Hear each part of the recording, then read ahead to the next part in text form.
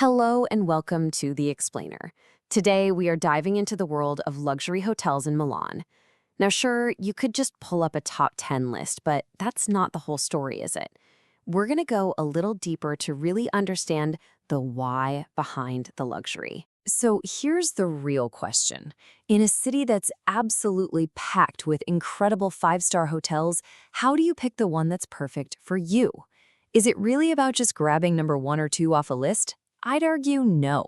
There's a much smarter, much more interesting way to decide. Okay, so here's the secret.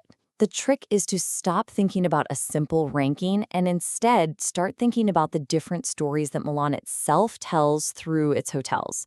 You can basically group them all into three big ideas: hotels that are all about history, hotels that are temples to design, and hotels that are the ultimate urban sanctuaries. And it turns out we can pretty much understand the entire luxury scene in Milan through these three categories. You've got your grand palaces steeped in history, you've got these immersive worlds created by iconic designers, and then you have the super exclusive retreats that are all about peace and privacy. So think of this as our map. Let's start by stepping into our first gallery. This first group, this is all about hotels that are literally built inside the city's past. We're talking about former convents, grand old palaces, buildings with incredible stories that have been reborn as these amazing modern luxury spots. So when you stay here, you feel deeply connected to Milan's own timeline. And right away, you see two completely different ways to do history. On the one hand, you've got the Four Seasons, which took this peaceful 15th century convent and turned it into a hyper-sophisticated retreat. And then on the other, you have the Excelsior Hotel Gallia, a huge Art Deco landmark from 1932 that now has the biggest spa in the whole city. Both are historic for sure, but they give you totally different vibes.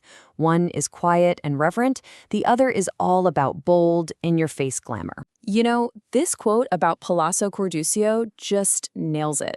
The hotel is housed in what used to be the Palazzo di Venezia, and its entire mission is to just immerse you in the city's heritage.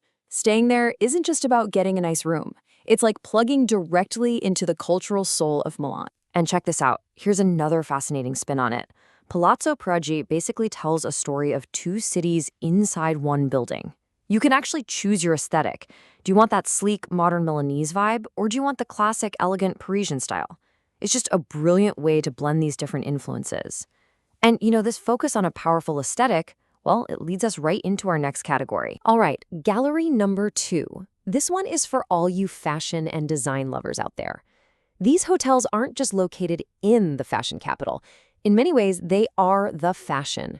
They are living, breathing extensions of some of Italy's most famous and powerful brands. You can really see the personality of each brand just pop right off the page here.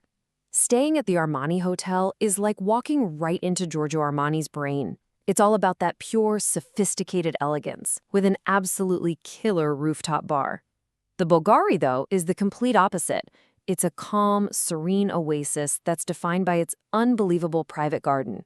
And then you've got Casa Baglioni, which channels this cool 1960s avant-garde energy. So you really just have to ask yourself, which brand's world do you want to live in? 4,000 square meters. Just let that sink in for a second. That is the size of the Bulgari Hotel's private garden, smack in the middle of Milan. It's almost hard to believe. This isn't just a patch of green, it's a statement. It's about creating an entire world of its own, a true urban oasis that feels completely separate from the bustling city right outside its walls. And that idea of an oasis brings us perfectly to our third and final gallery, the urban retreat.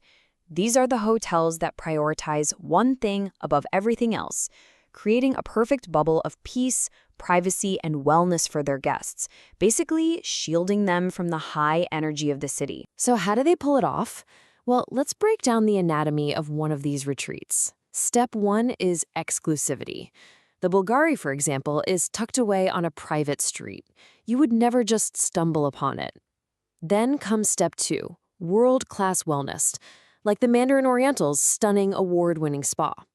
And then it all culminates in step 3, pure, unapologetic opulence. And speaking of opulence, get this number, 5,381 square feet. That is how big the presidential suite is at the Hotel Principe di Savoia. It is so enormous that it has its own private Pompeian-style spa, with its own pool, its own sauna, its own Turkish bath. That's not a hotel room. That's a private wellness resort. So, okay, we've looked at history, design, and sanctuary as three separate stories. But what happens when a hotel manages to tell all three of those stories at the exact same time? Well, that's when you find the absolute peak of the Milan luxury experience. This is where you really see how the true top-tier hotels work their magic. Take the Four Seasons. It has the incredible history of being a convent, the jaw-dropping design with original frescoes, and the perfect sanctuary of its famous courtyard garden. The Mandarin Oriental pulls off the same hat trick: a historic spot, a flawless blend of Italian and Oriental design, and an amazing sanctuary with its world-class spa. They don't just do one thing well, they master all three. So, after exploring all of this, we can finally go back to that big question from the beginning. Only now you have the tools to actually answer it, not with some generic ranking, but with a real personal choice. So what's the best choice? It really just depends on what kind of trip you want. So ask yourself, are you there to connect with the past and feel that timeless grandeur of the city? Then you want a historic palace. Are you there to be right at the center of modern style and literally live inside a creative vision? Then it has to be a design icon. Or do you just need to find a quiet bubble of peace and privacy to escape and recharge? Then you're going to look for an urban retreat. Because at the end of the day, luxury isn't a checklist of amenities. It's a feeling. It's about the story you get to be a part of and the feeling you take away with you. So the real question isn't which hotel is the best, it's what will your Milan story feel like?